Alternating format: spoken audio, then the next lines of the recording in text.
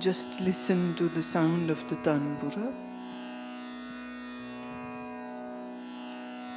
तानपुरे की आवाज को श्रवण करिए।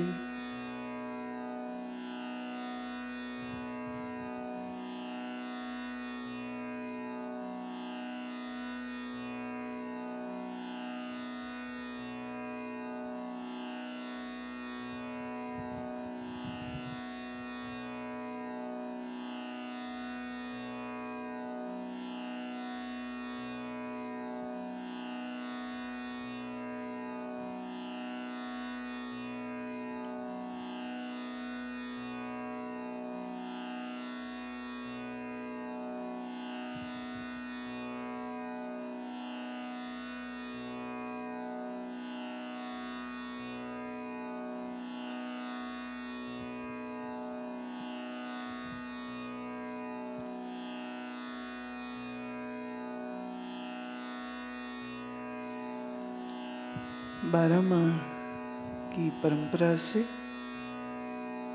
मांझ राग में इस रचना को गुरुदेव यूं कहते हैं।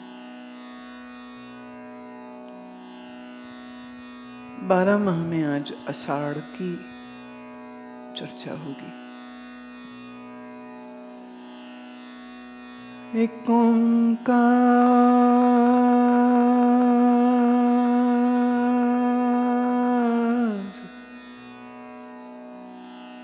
सतगुरु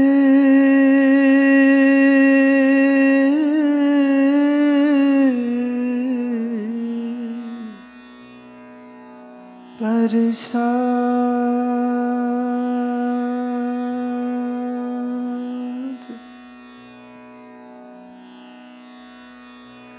आषाढ़ तपंदा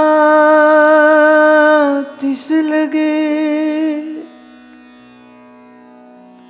हर ना हो न जिन्ना पास।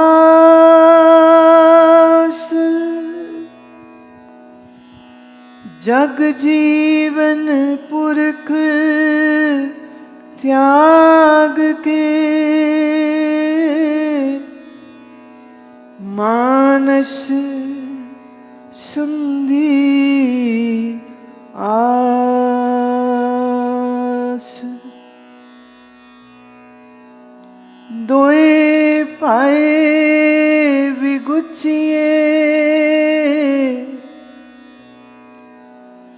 गल पैस जम की फास। जेहा बीजे सो लुणे, मथे जो लिखियास। रैन विहानी पछतानी,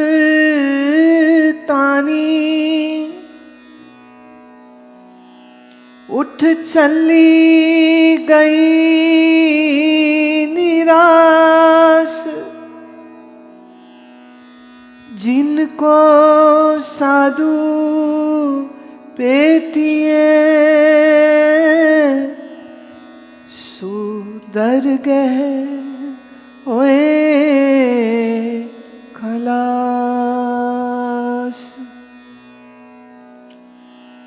कर कृपा प्रभ अपनी, तेरे दर्शन होए प्यास।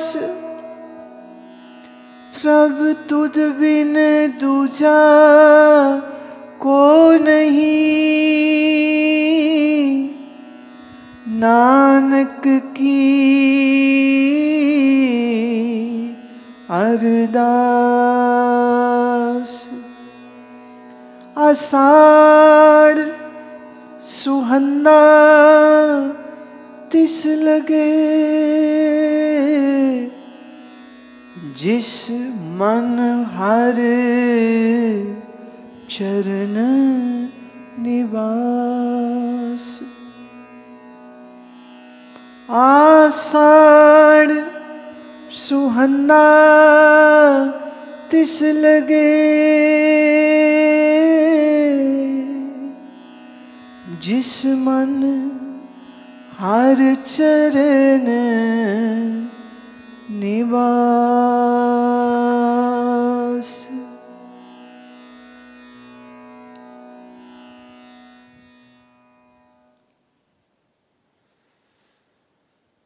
आषाढ़ माह में गर्मी बहुत अधिक बढ़ जाती है और गर्मी की तपिश से पशु, पंछी, मनुष्य सब तड़पते हैं। आज के इस प्रदूषित वातावरण में जहां साफ पानी पीने को नहीं, ऐसे में जब गर्मी आग बरसाती है तो जीवों के लिए इस पृथ्वी पर जीना और भी कठिन हो जाता है। तो इसी आषाढ़ महीने की गर्मी को, इस महीने की तपिश को, इस महीने की जो तकलीफ है, उस तकलीफ का वर्णन भी करते हैं। और गुरुदेव साथ साथ में हमारे मन के अंदर आए हुए आषाढ़ की इस ऋतु पर भी चर्चा करते हैं। आषाढ़ मतलब गर्मी, गर्मी मतलब कष्ट, तकलीफ, प्यास, पानी को खोजना, मिले न मिले, फिर स्वच्छ मिले न मिले। और फिर ये भी सत्य है कि इसी महीनों में सबसे अधिक गैस्ट्रोएंटेराइटिस के रोग भी लोगों को हो जाते हैं। माने पानी से जो कीटाणु हैं वो शरीर के अंदर प्रविष्ट होते हैं और शरीर को बहुत प्रकार से पीड़ा मनुष्य को भोगनी पड़ती है। शरीर जहां पीड़ित होता है बाहर की गर्मी से, प्यास से, और इस गर्मी का अगर हम दूसरा रूप देखें कि अज्ञान भी एक गर्मी है, एक तड़प है। पर अजीब बात यह है कि इस तड़प से तड़पते तो सभी हैं, अज्ञान तो सबको है, लेकिन उस तड़प का कारण वो कहीं बाहर ढूंढते हैं। किसी बाहर की घटना में हम दुखी हो गए हैं, या बाहर के किसी आदमी ने हमारे साथ बुरा व्यवहार कर दिया है, या हमारे पास पैसे की कमी हो गई है, नौकरी नहीं है, या परिवार में सुख नहीं है, या कोई बीमार हो गया है, या कोई मर गया है, तो आदमी सोचता है मुझे बहुत कष्ट है, मुझे बहुत कष्ट है। क्योंकि हम ये देखते हैं कारण बाहर है। मन कहता है कारण क्या है, ये हुआ, ये हुआ, ये हुआ, ये हुआ। तो एक एग्जाम्पल दिए मैंने, पैसा नहीं है, नौकरी नहीं है, शादी नहीं है, मकान नहीं है, कोई बीमार हो गया है, किसी के लूटपाट हो गई, किसी का कत्ल हो गया, किसी के कोई नुकसान हो गया, किसी का जो था वो सब चला गया, किसी के रिश्ते टूट गए, किसी के अपने पराये हो गए। तो जो कष्ट हमको महसूस हुआ, उस कष्ट का हमने कारण बाहर कहीं ढूंढा, ये इस वजह से मैं दुखी हूं। लेकिन सच क्या है? सच ये है आपका दुख ये नहीं कि कोई मर गया, क्योंकि मरना तो हर जीवित व्यक्ति के लिए तय है। That is the fundamental rule. महाराज कहते हैं ना, जो उपजो सो बिनस है। जो उपजेगा वो मरेगा, जिसका जन्म हुआ है उसका मरण भी होगा। और ये हम अंदर अंदर दिल दिल में सब जानते हैं इस बात को। इसीलिए जब किसी की मौत के बारे में सुनते हैं तो हमें लगता है कौन सी बड़ी बात हो गई। कोई कहे वो 60 साल के थे, हार्ट फेल हो गया, आपका मन कहेगा तो और कितना जीना था, ठीक ही तो है ना, बहुत है, 60 भी कम नहीं होते। कोई कहे उसका एक्सीडेंट हो गया, तो आप बिल्कुल कैजुअली कहेंगे, अरे बिना लाइसेंस प्रॉपर लिए जब लोग गाड़ियां चलाएंगे तो लोग तो मरेंगे ही ना, बहुत कैजुअल हो जाते। कहीं बाढ़ से लोग मर गए, कहीं भूचाल से लोग मर गए, कहीं कुछ दुर्घटना हो गई प्राकृतिक, और आप पढ़ते हैं अखबार में या आप सुनते हैं टेलीविजन न्यूज़ पे, तो आपका रिस्पॉन्स क्या होता है? Very natural response is this, well it happens, ये तो होता है। या कोई ग्लोबल वार्मिंग की बात कर देगा, साइंटिफिक एनालिसिस कर देगा, पेड़ कट गए हैं ना इसलिए, आदमी का लालच बढ़ गया है इसलिए, प्रकृति में असंतुलन हो गया है इसलिए, और नहीं तो कभी कभी धर्म को भी बीच में ले आते हैं। जैसे एक बार जब मनीला में, फिलीपींस में बड़ी एक प्राकृतिक आपदा हुई, तो उस समय कुछ एक अमेरिकी चर्च जाने वाले लोगों ने कहा कि जिस मुल्क में गॉड को पूजा नहीं जाता है, उन लोगों को गॉड सजा देते हैं। तो ये जो लोग मरे हैं मनीला में, फिलीपींस में, ये दुर्घटना नहीं है, ये भगवान सजा दे रहे हैं क्योंकि तुम ईसाइयत नहीं मान रहे, जीसस को नहीं मान रहे, भगवान को नहीं मान रहे। और ये कुछ लोगों ने कह दिया, और वहाँ के सब टीवी नेटवर्क्स लग पड़े डिबेट करने के ये कैसे बोल दिया, और लोग अपने ओपिनियंस लगे देने कि जब अमेरिका में कभी टोर्नेडो और कभी कोई तूफान आता है, तो क्या यहाँ भी भगवान दंड दे रहे हैं, सजा दे रहे हैं? क्योंकि अमेरिका मेजरली क्रिश्चियन है, तो वहाँ भगवान क्यों सजा दे रहे हैं? बहुत से विचार। तो लोग डिबेट कर सकते हैं, लोग एनालिसिस कर सकते हैं जब किसी और जगह, किसी और व्यक्ति के जीवन में मौत घटित होती। पर जब यही मौत तुम्हारे घर के अंदर आ जाए, तुम्हारे पिता, तुम्हारी माँ, तुम्हारी पत्नी, I am hitting hard, I am saying this, तुम्हारी पत्नी, तुम्हारा पति, तुम्हारा पुत्र, तुम्हारी पुत्री, तुम्हारा दामाद, तुम्हारी बहू, तुम्हारा पोता, अगर इनको कुछ हो जाए, क्या तब भी आप कैजुअली बैठ के एनालिसिस कर लोगे? क्या आप तब भी ये कह सकोगे अरे तो होता है? क्या आप तब भी कह सकोगे अरे बिना लाइसेंस के लोग गाड़ियां चलाते हैं, ये बिगड़े अमीरों के बच्चे ये मार देते हैं? क्या तब भी इतना ही कैजुअल, मैंने यू डोंट केयर, और बैठ के डिबेट करो या कुछ भी इररिस्पॉन्सिबल तुम बोलने लग जाओ? ऐसा बिल्कुल नहीं होगा। जब मौत तुम्हारे घर में दस्तक देती है तो तुम तड़प जाते हो, तो तुम बिखर जाते हो, तब तुम रोने लग जाते हो, तब तुम शिकायत करते हो, तब तुम गालियां निकालते हो, और वो गालियां सबके लिए होंगी, उसमें भगवान भी शामिल होंगे, भगवान को भी गाली पड़ेगी, उसमें संत महात्मा भी शामिल होंगे, लोग संत महात्मा को भी गाली निकालेंगे कि ये सब बकवास करते हैं, कोई भगवान नहीं है, there is no god, if god had been then my young son or daughter-in-law or son-in-law wouldn't have died. मैं चाहती हूं जब तुम्हारे ऊपर कुछ ऐसी दुर्घटना घटती है जो आप तकलीफ उस समय महसूस करते हो, वो तकलीफ आपकी किसी के मरने से है, किसी के संसार से चले जाने से है, किसी के बीमार हो जाने से है, या हम थोड़ा और नजदीक इसका एनालिसिस अगर हम करें तो हमें पीड़ा क्यों हुई जब किसी अपने को कष्ट हुआ? ये जो मैंने शब्द बोले इसी वाक्य में उत्तर है, जब मेरे किसी अपने को कष्ट हुआ। तो मेरी अपनत्व जहां जहां होती है, मेरी ममत्व जहां जहां होती है, वहां वहां कष्ट होता है। Isn't it strange? To whom you love and those who love you, you do get some good affections, nice moments, but then you will also receive grieving moments, suffering moments, painful moments. A lot of painful moments will also come because of those whom you call they are mine, ये मेरे हैं।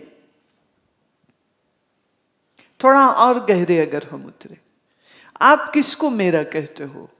जिस परिवार में जन्मे, जिससे शादी करी, जो तुम्हारे बच्चे। अब आप जिस परिवार में जन्मे हैं, हम अगर उसको देखें तो किसी परिवार के साथ संबंध जब किसी जीव का बनता है तो वो क्यों बनता? जो तुम्हारे पिता हैं वो तुम्हारे ही पिता क्यों हैं? तुम्हारा चाचा या ताया या मामा, फूफा, तुम वहां भी तो पैदा हो सकते थे। जो तुम्हारा आज बाप है, जो तुम्हारी आज माँ है, जो तुम्हारे आज भाई है, जो तुम्हारा आज दादा है, यही क्यों है? यही क्यों है? कोई और क्यों नहीं हुआ? क्या रिश्ता है? कुछ तो लेन देन का संबंध था, तभी आप उनके साथ जुड़ते हैं, तभी आप उनके घर में पैदा होते हैं। कर्म सिद्धांत पूर्व पक्ष ये कहता है कि जिनका आपने कर्जा न चुकाया हो,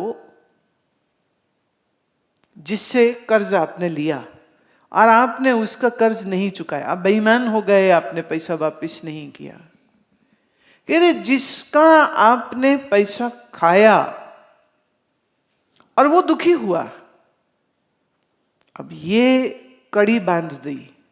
कड़ी क्या बंध गई? तुमने उसका पैसा खाया, उसको दुख हुआ। अब कर्म सिद्धांत कहता है कि उसके दुख की पूर्ति कैसे होगी? कि अब तुमको दुखी होना पड़ेगा उससे। अब तुमको दुखी होना पड़ेगा उससे। तो जिसका तुमने कर्ज नहीं चुकाया वही तुम्हारी संतान बन के तुम्हारे घर आएगा, और आप अपनी खुशी से अपने पुत्र को अपना धन भी दोगे, रुपया भी दोगे, मकान भी दोगे, व्यापार भी दोगे, और खुशी खुशी से दोगे। क्या ये बात सत्य है? ये नहीं। क्योंकि पुत्र से, जिसको पुत्री से जो मोह होता है, जो आसक्ति होती, because they are your reflections, they are your being in continuity. Your being is now in a continuity. It is you in a smaller packet, in smaller form. लेकिन इस बार क्या है, आप बड़ी प्रसन्नता से उनको देंगे। तो मेरे ममत्व से और मेरे अज्ञान से मैंने कर्म किए, और मेरे ममत्व और अज्ञान से निकले हुए कर्मों के कारण मेरा कुछ लेन देन का व्यवहार बन जाएगा।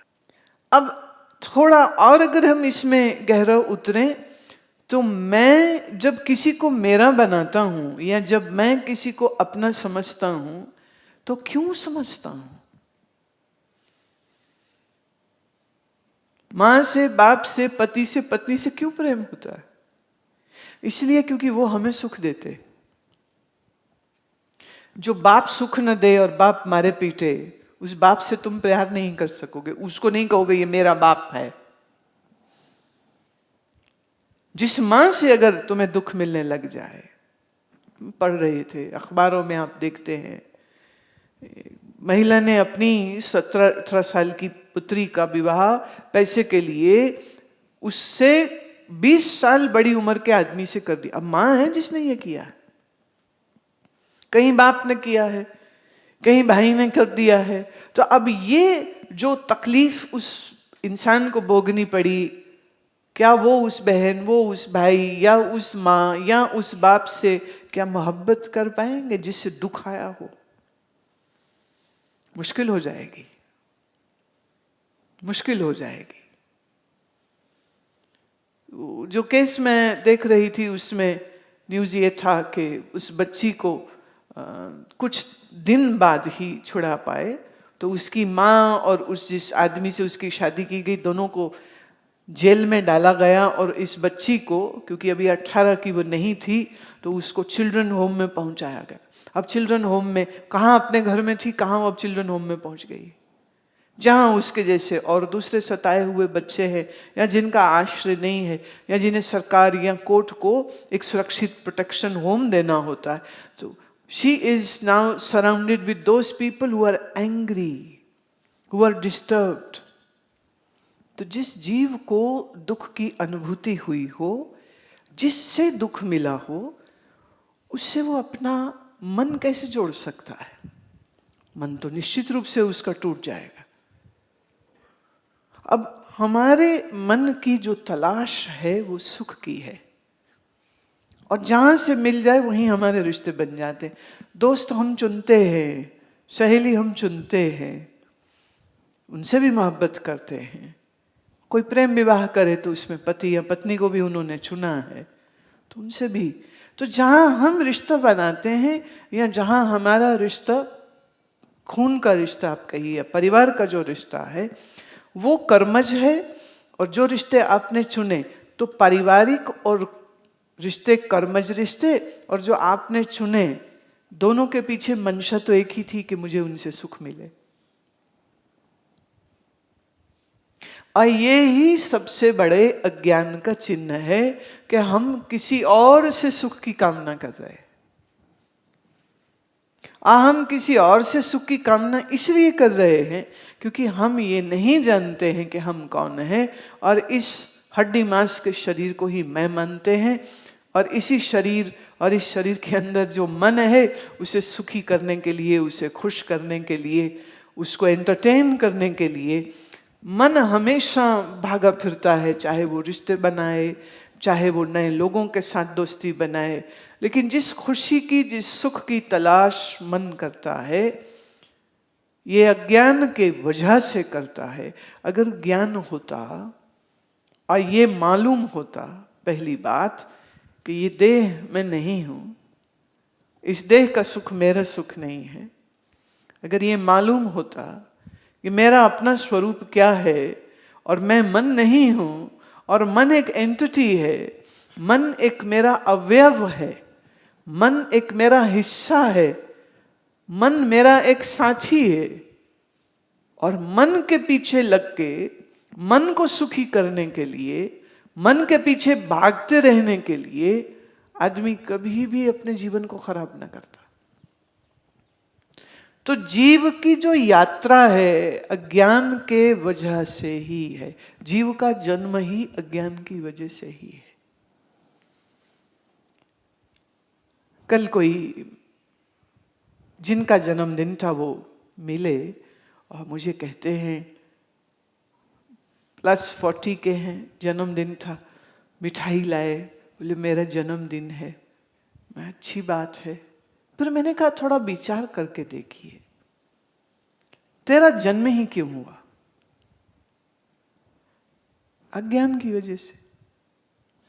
बुद्ध कहते हैं, गौतम बुद्ध कहते हैं, जन्म नाम दुख। जन्म मतलब ही दुख है। जन्म मतलब कुछ कर्म का सिलसिला है जिसकी वजह से सुख और दुख भोगने के लिए जन्म होता है। तो जन्म हुआ तो मतलब एक पर्टिकुलर कर्मों की सजा भोगने के लिए तुम आए हो।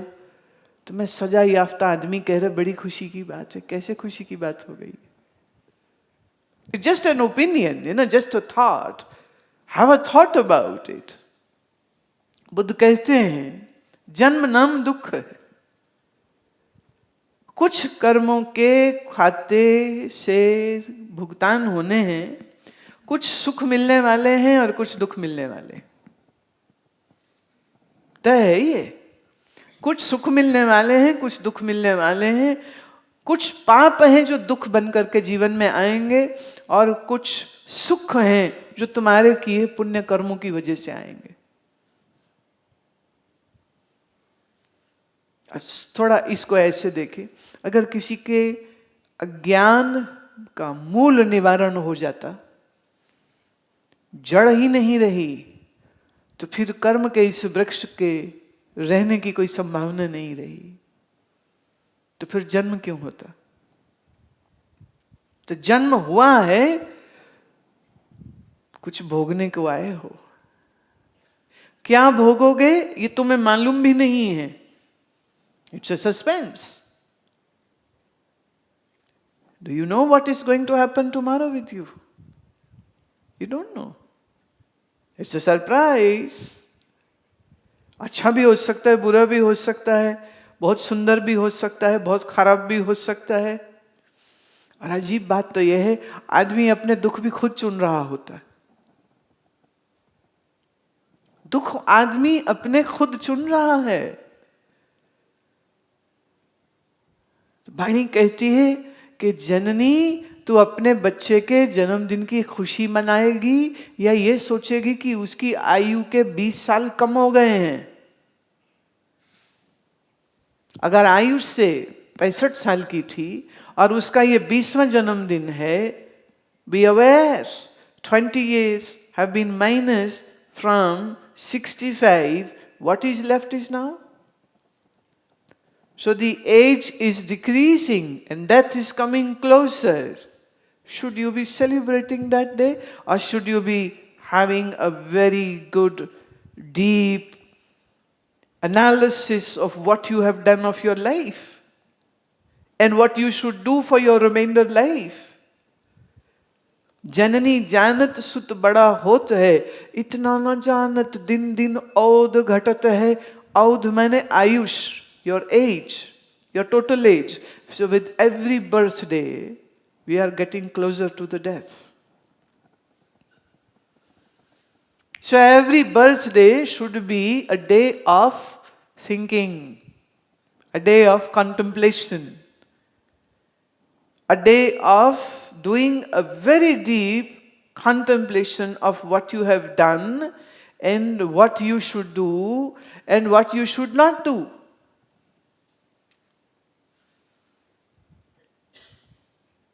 आया है सो जाएगा राजा रंग फकीर। तो आप राजा हो तो भी जाओगे, आप गरीब हो रंग हो तो भी जाओगे।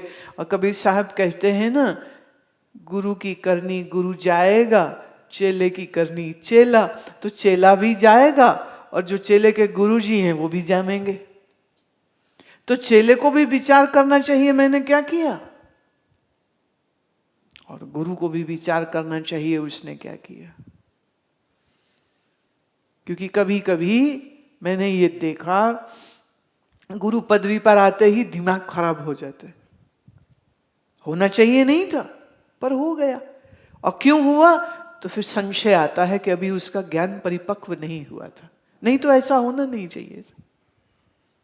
जैसे एक बार दही को मथ लो और मक्खन अलग निकल जाए, आप कितनी भी कोशिश करिए, ये मक्खन अब वापिस उसमें मिल नहीं सकता है, नो चांस। तो अगर आत्मज्ञानी पूर्ण होता तो फिर वापस अज्ञानी होने का कोई चांस नहीं है।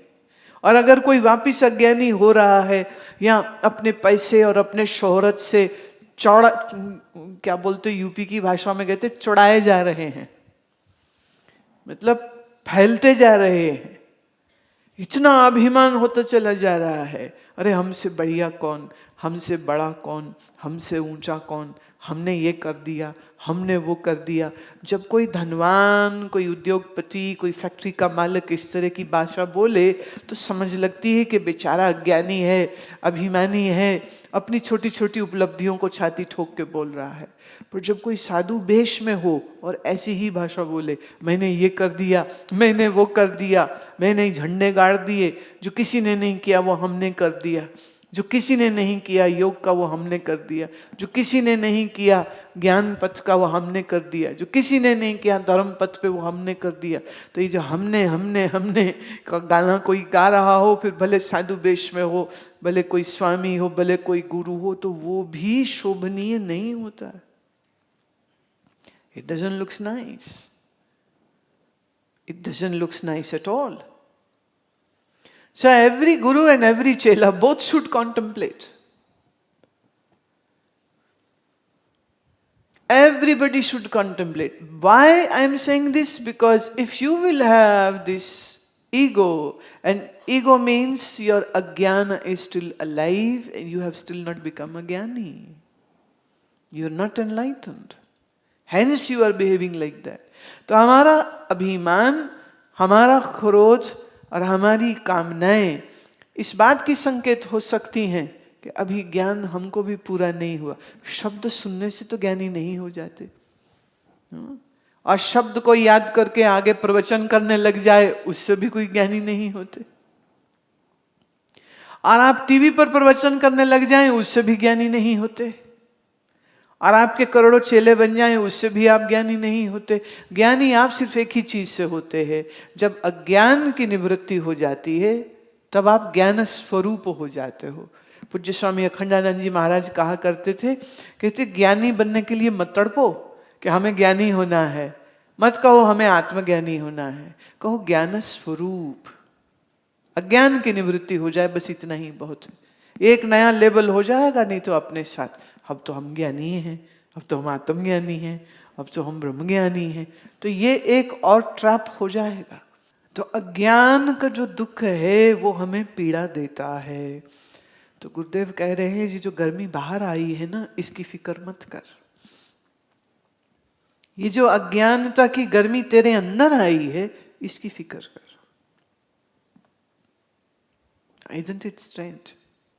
आषाढ़ तपन्ना तिस लगे, हर नाह न जिन्ना पास। आषाढ़ महीने की गर्मी उसको लगेगी जिसके मन में परमेश्वर का नाम नहीं है। जगजीवन पुरख त्याग के, मानस संधि आस। इस जगत को जिसने जीवन दिया, उसे छोड़ करके मनुष्यों से जो आशा रखता है, दोए पाए बिगुचिए, गल पैयस जम की फास। दोनों जहानों से कहते हैं उसके हाथ खाली हो जाएंगे, ना इस जहान में उसको कुछ मिलेगा, ना दूसरे जहान में कुछ उसको मिलने वाला है, क्योंकि परमात्मा बिसार दिया। मन का भरोसा, मन का विश्वास मनुष्यों पे तो करता है, परमात्मा पे नहीं करता है। तो ऐसा व्यक्ति अपने जीवन में दोनों ओर से खाली हो जाएगा। जेहा बीजे सो लुने, मत्थे जो लिखियास। जैसा बीज तुम डालोगे वैसा ही फल तुमको मिलेगा।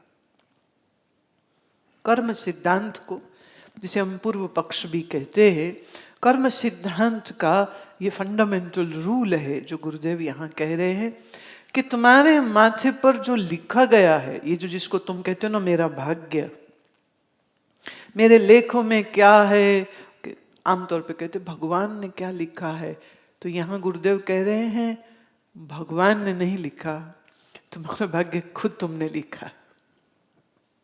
कैसे? जो बीजा है वही फल तुम्हें मिलेंगे। क्या कर्म के बीज तुमने बोए और किस किस कर्म का फल तुम्हें इस जन्म में, इन वर्षों में मिलने वाला है, बस वही खाता तेरे माथे पर लिखा गया। रैन विहानी पछतानी, उठ चली गई निराश। ये जिंदगी की रात पता भी नहीं चलेगा कब बीत गई, मालूम भी नहीं चलेगा। दिन ते पहर पहरते कड़ियां, औद घटे तन छीजे। इट्स ब्यूटिफुल वे टू एक। गुरुदेव सेज दिन ते पहर, 4 पहर दिन के, 4 पहर रात के, 8 पहर हो गए, 24 घंटे जिसे आप कह रहे थे। सुबह के तुम्हारे 2 पहर बीत चुके, दूसरा चल रहा है। 2 पहर बीते पता चला।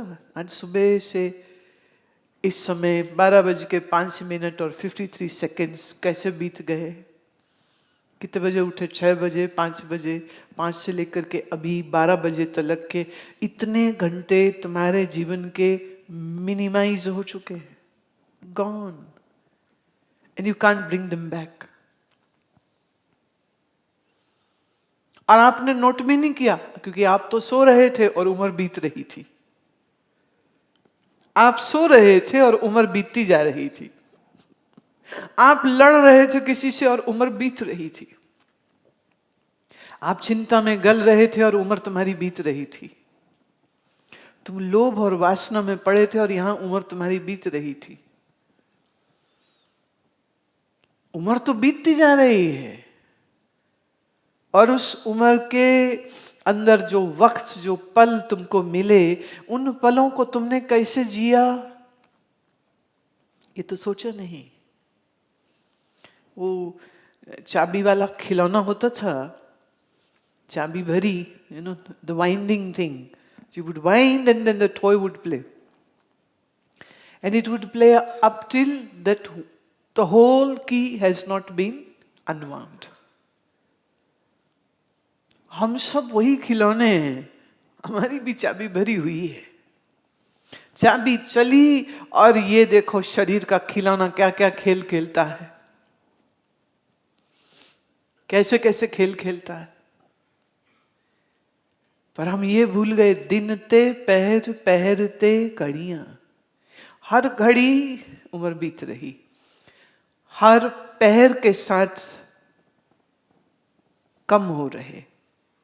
तो घड़ियां पहरों में बदलेंगी, पहर दिन के 4 बदलेंगे, फिर रात के 4 बदलेंगे, और ये जो पहर पहर पहर बदलते बदलते उम्र घटते घटते घटते एक दिन खत्म।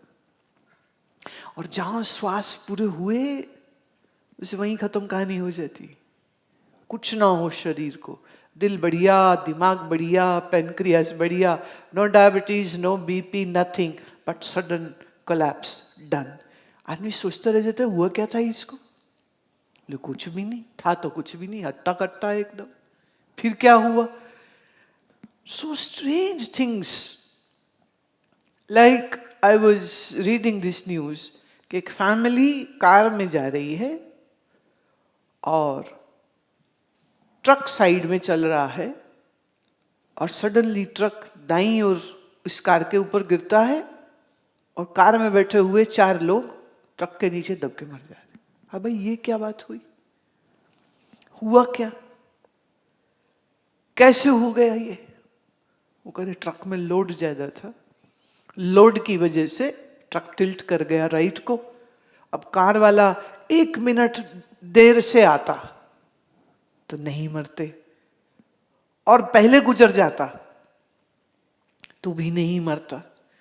वो ठीक समय, उसी समय आकर के ट्रक के बराबर वो गाड़ी चला रहा है और ये ट्रक गिर रहा है और सीधे उसके ऊपर गिरता है। अब ये जो 4 अंदर फैमिली मेंबर्स बैठे, were they prepared for this kind of thing to happen to them and to die like this?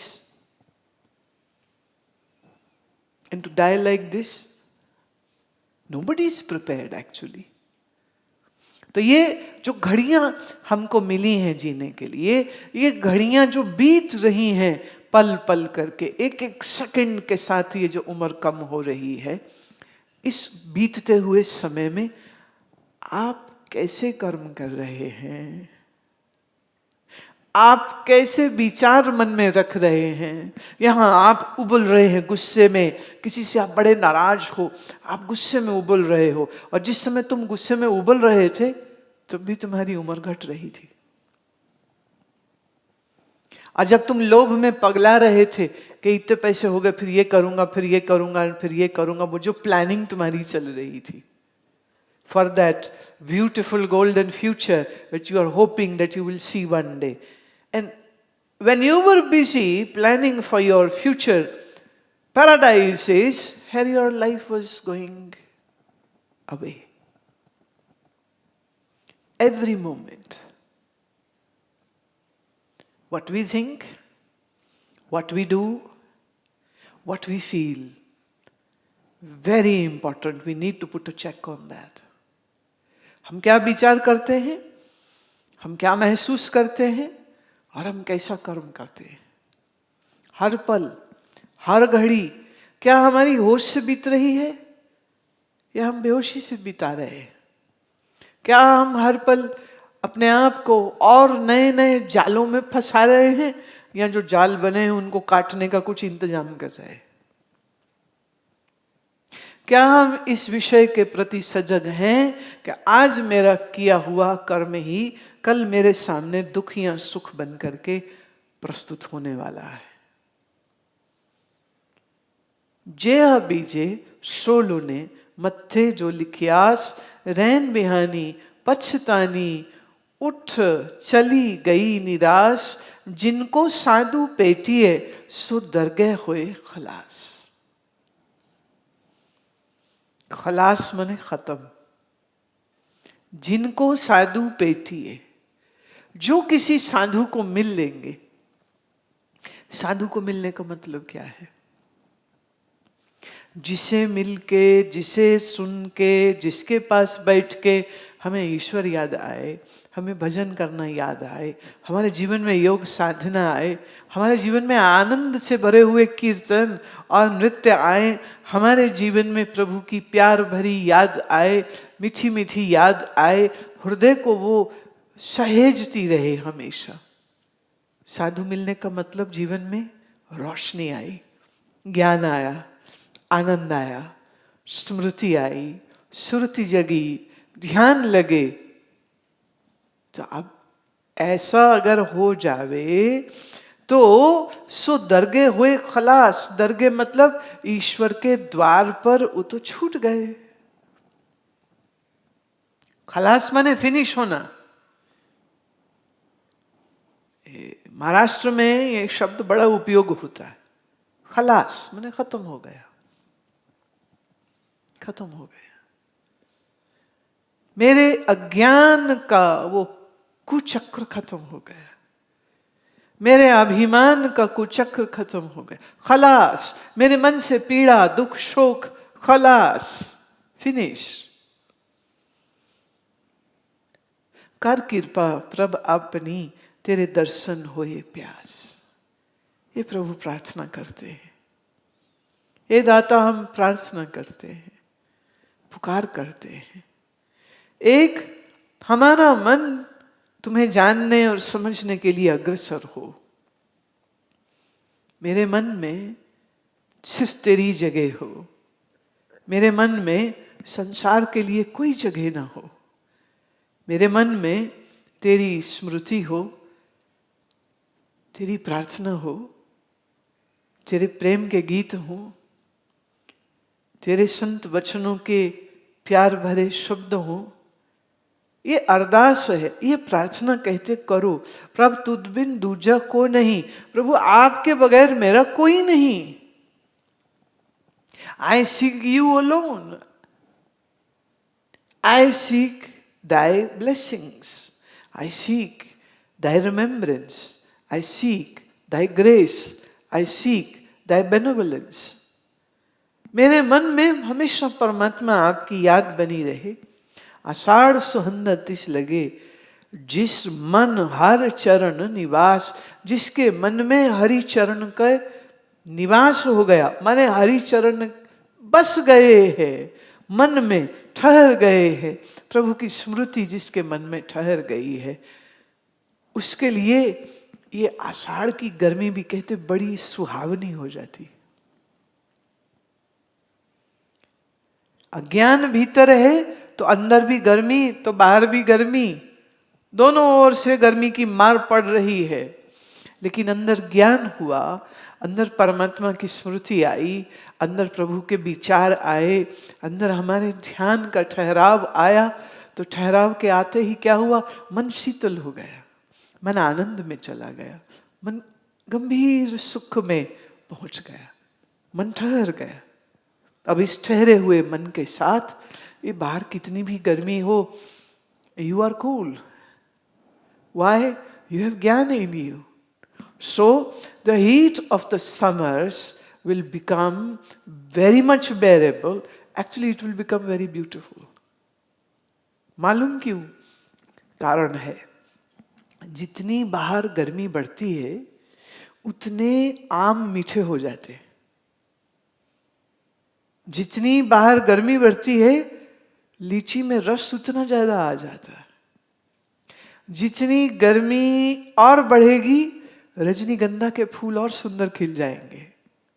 रात की रानी मोगरा मोतिया, ये सुंदर सुंदर फूल सारे इसी गर्मी की बहार में तो आते हैं।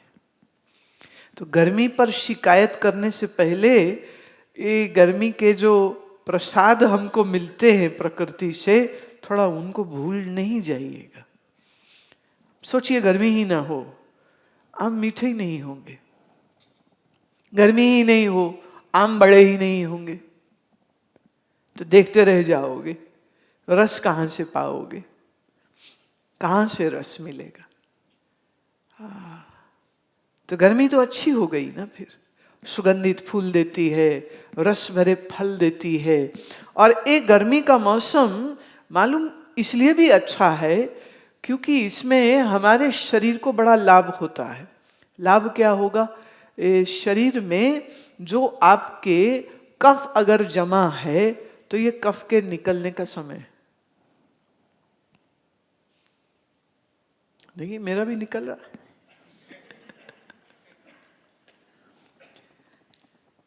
हम जरा और किसी के हरारत थोड़ी आ जाए, थोड़ी आ जाए तो तुरंत एंटीबायोटिक्स तुम लोग खा लेते हो, but I don't take it.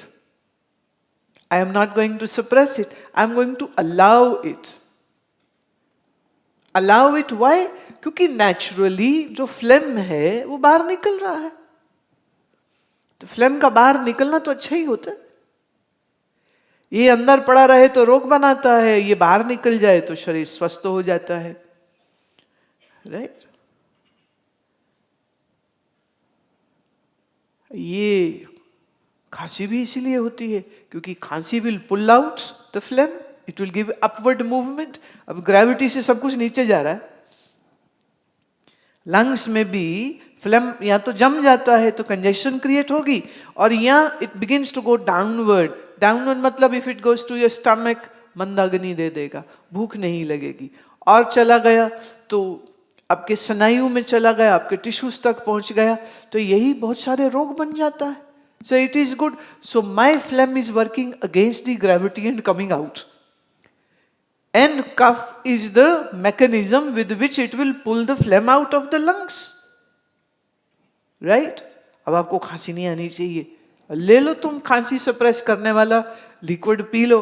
वैसे तो आधी समय पी के तो फिर नशे में पड़े रहोगे। कई लोग बोलते हैं हम शराब नहीं पीते। मैंने कहा कफ सिर्फ पीते हो? कहते हाँ जी। मैं बस फिर पीते हो, ये मत कहो हम नहीं पीते।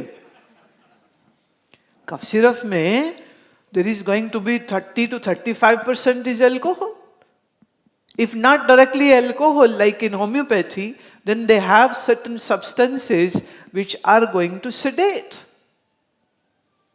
And that's true.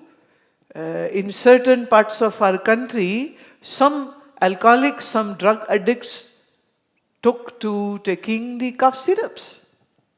क्योंकि आप मेडिसिन की दुकान में जाओ, कफ सिरप बोलो, तो हमारे यहाँ तो सवाल जवाब कोई करता ही नहीं, वो बड़ी खुशी से दे देता है। प्रिस्क्रिप्शन तो वो देखेगा भी नहीं, बिना प्रिस्क्रिप्शन आपने कहा दे देना ही है, वो दे देगा, और वो खोल के बोतल आधी पिएगा सुबह, आधी पिएगा शाम को। अब शराब खरीदनी मुश्किल है, अंडर एज है कोई तो मुश्किल है उसके लिए, वो महंगी भी है, और ये तो बड़ी सस्ती है। I hope I am not giving ideas to anybody. वो पी के उसको दबा रहे, खांसी नहीं आनी चाहिए। अब खांसी नहीं आएगी तो क्या होगा? बाहर कैसे आएगा? और बाहर नहीं आएगा तो रोग बनेगा। तो you need patience, you need patience. Even with this you need patience. What does heat do? Heat is going to melt your fat. So this is the best time if somebody wants to lose weight. Eat lot of तरबूज, lot of खरबूजे, पेट भर लो उसी से। पानी पीते रहोगे, शिकंजी पीते रहोगे, नारियल पानी पीते रहोगे, ज्यादा माल खाओगे नहीं। जो अंदर माल पड़ा है वो गर्मी से पिघल जाएगा। आज वेट लॉस टिप भी दे दिया हमने। आषाढ़ की गर्मी उसको दुख नहीं देती जिसके मन में अज्ञान नहीं है। जिसके मन में अज्ञान है उसको दुख है, और जिसके मन में अज्ञान नहीं, कहते उसके लिए ये आषाढ़ का महीना भी बड़ा सुहावना हो जाता है। सो गुरुदेव हमारे लिए ये गर्मी की ऋतु अच्छी कैसे बीते उसका एक उपाय हमको दे रहे हैं, उसकी एक सजेशन वो हमको दे रहे हैं। और वो सजेशन ये है कि हर समय प्रभु तुद बिन दूजा को नहीं, प्रभु तेरे बगैर मेरा कोई नहीं। नानक की अरदास, तेरे मन से यही अरदास निकलती रहनी चाहिए। तुम्हारे मन में यह भाव बनना चाहिए, तुम्हारे मन में यह निश्चय होना चाहिए कि परमात्मा ही मेरे हैं और हमेशा वो मेरे संग है, हमेशा वो मेरे साथ है। और कर कृपा प्रभ अपनी, हे प्रभु आप अपनी कृपा मुझ पे करिए ताकि मेरे मन में ऐसी भावना जगे, ऐसा बोध जगे, ऐसी चाह जगे कि मुझे आपसे अपने आप को जोड़ना है। और जो ये मैं दूरी महसूस करता हूँ अपने आप से, आपकी जो दूरी है, ये दूरी का एहसास ना रहे मेरे अंदर। ऐसा प्रेम, ऐसा भाव हमेशा अगर बना रहता है, और मैं कभी भूलूं नहीं आपको, जगजीवन पुरुष त्याग के, ये मैं काम कभी ना करूं। जगजीवन पुरुष त्याग के मानस संधियास, मनुष्यों से मैं कोई उम्मीद ना करूं। कहानी मुझे याद आती है, बाबा बुल्ले शाह के जमाने में कहते हैं कि एक बार किसी ने उनसे कहा कि आपकी तो बड़ी इज्जत है, बड़ा मान है, हमारे गांव में जो ये बड़े सरदार हैं, मुखिया जो हैं, आप उनसे हमारे लिए ये एक फरियाद करा दो। किसी ने कर्जा लिया था, किसान गरीब था, बोले पैसे तो मैं नहीं पूरे चुका पाऊंगा, सूद देने के भी पैसे नहीं है, और वो तकाजा कर रहे हैं कि पैसा वापस करो। तो बाबा जी आप जरा बोल दो कि हमें तकलीफ ना दें। वो कह रहे हैं आपका हम खेत सारा काट के ले जाएंगे, फसल तैयार होगी तो हम कुछ भी नहीं छोड़ेंगे, पर अगर वो ले गए तो हम क्या करेंगे। बुल्ले शाह कहते अच्छा अगर ऐसी बात है तो चल, मैं चलता हूँ तेरे साथ। चले गए, और जब वो गए उस आदमी के, तो क्या देखते हैं, वो आदमी आगे गिड़गिड़ा रहा था। वो जो उस गांव का जो सरदार था, जो मुखिया था, वो आगे गिड़गिड़ा रहा था। किसके आगे गिड़गिड़ा रहा था? उस समय की जो हुकूमत थी उसका एक मंत्री उसके यहाँ आया हुआ था, और वो मंत्री के आगे हाथ पैर जोड़ रहा है, मेरे ये मदद कर दो, मेरे वो मदद कर दो, मेरे ये मदद कर दो। बुल्ले शाह जी ने जब ये देखा, वो कहते देख भाई, जो खुद गिड़गिड़ा रहा है उसके सामने क्या कहना, छोड़, इसका बाप कौन है वो ढूंढते हैं। बोले क्या मतलब? बोले ये भी तो किसी के आगे झुकता होगा। बोले ये भी बात सही है। तो बोले मंत्री किसके आगे झुकेगा? अपने राजा के आगे झुकेगा। बुल्ले शाह कहते फिर तो राजा के पास चलते, इस दोनों को छोड़। राजा के गए, राजा साहब के सन्मुख जैसे ही हुए, और बाबा बुल्ले शाह जी की बड़ी इज्जत थी, नाम था, तो जैसे ही उन्होंने देखा कि अरे खुद बाबा आ रहे हैं, तो राजा साहब उठ के खड़े हो गए। जब वो उठ के खड़े हो गए, तो जो बंदा आया था ना साथ में, वो बुल्ले शाह की ओर देखे, और बुल्ले शाह भी वापस उसको देखे। बोले तो कहानी गड़बड़ हो गई। वो आंखों आंखों में इशारे हो गए, क्योंकि राजा साहब बुल्ले शाह जी के आगे हाथ जोड़ रहे थे कि पीर साहब आप आए हो, दुआ कीजिए, दुआ कीजिए, मेरे को फतेह मिले, युद्ध ठहरा है, आप आए हो, अल्लाह की बड़ी रहमत आ गई है, अब आप आए हो तो आप दुआ करिए। किसान जो था वो कहता है अरे बाबा मुझे नहीं मालूम था, राजा का बाप तो तू है। तुमने कहा था ना कि उस साहूकार को, सरदार को छोड़, उसके जो जिसके सामने वो झुके हम उसको पकड़ते हैं। तो हमने वो मंत्री देखा, मंत्री राजा के सामने झुकता है, राजा तेरे सामने झुकता है। बुल्ले शाह जी भी बड़े उस्ताद थे, तभी तो पीर हैं, तभी तो फकीर हैं। उन्होंने कहा जी मेरी क्या औकात, मैं तो खुदावन ताला के आगे झुकता हूँ, मैं तो रोज उसके सामने गिड़गिड़ाता हूँ, उस मत्थे टेकता हूँ, सजदे करता हूँ, दुआएं पढ़ता हूँ। तो चल मेरे भाई, जो मेरा भी बाप है, तू अपनी फरियाद उसी को सुना, ना सरदार को सुना, न मंत्री को सुना, न राजा को सुना, न मेरे को सुना, जो सबकी सुनता है सिर्फ उसी को सुना। बात तो बस इतनी सी है, प्रभु न भूले, उससे बड़ी ताकत किसी की नहीं, उससे बड़ी शक्ति किसी की नहीं है, उससे बड़ा रहमत वाला और कोई नहीं है, उससे ज्यादा दयालु और कोई नहीं है। तो गिड़गिड़ाना ही है तो उसके सामने, हाथ जोड़ने हैं तो उसके सामने, किसी इंसान के सामने कभी नहीं। जगजीवन पुरख त्याग के मानस संधि आस, कभी भी किसी मनुष्य से कोई इच्छा, कोई तलब, कोई डिमांड, कोई आशा कहते न करना।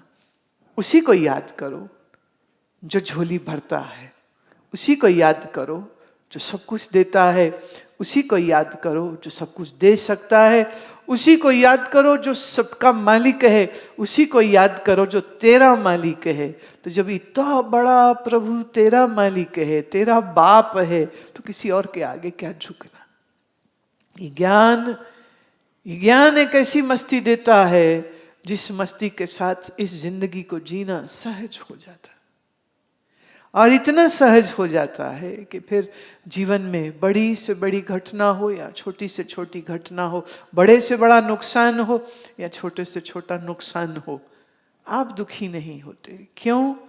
मन में बसा रखा है। जिस मन हर चरण निवास, जिसके मन में हरि चरणों का निवास है, उसके मन में कभी अज्ञान की ये गर्मी दुख नहीं देती और उसको कभी बाहर की गर्मी भी दुख नहीं देती। वो भीतर भी सुखी है, ठंडक में है, आनंद में है। ये आषाढ़ का महीना जो चल रहा है, ये तुम सबके लिए सुखपूर्वक हो। तुम इस ज्ञान की रोशनी के संग और प्रभु की स्मृति और प्रभु की भक्ति के संग अपने अंदर इतना आनंद, इतना सुकून, इतना ज्ञान, इतनी महक, इतनी खुशबू भर लो। याद रहे ये गर्मी सिर्फ बाहर रजनीगंधा और मोगरा के ही फूलों में सुगंध नहीं भरती। ये ज्ञान के वचन तुम्हारे मन के अंदर इन रजनीगंधा के ज्ञान के फूलों को खिला सकता है। तो भीतर आनंद रहे, महक रहे, खुशबू रहे, सौंदर्य रहे, प्यार रहे, इसरार भी रहे, इकरार भी रहे, मोहब्बत भी रहे। तो दुख, क्लेश, शोक, मोह को फिर जगह कहाँ रह जाती। ये हुई आषाढ़ माह की शब्द की व्याख्या।